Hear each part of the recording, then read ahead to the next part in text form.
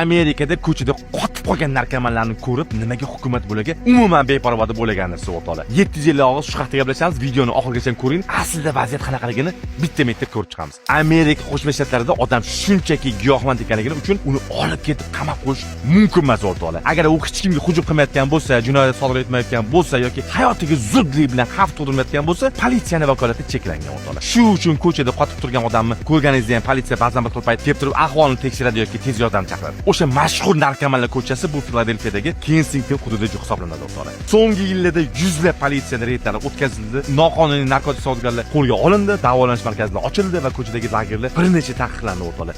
Ammo muammo shundaki, giyohvandlikni faqat kuch bilan hal qilib bo'lmaydi o'rtoqlar. Ko'plab odamlar davolanishni rad etishadi yoki davolanib chiqqandan keyin yana giyohvand moddaga qaytishadi o'rtoqlar. Shu sababli bu inqiroz yillar davom etib ketyapti o'rtoqlar. Sizningcha yana qaysi shtatlarda narkomanlarni ko'proq oshiydi?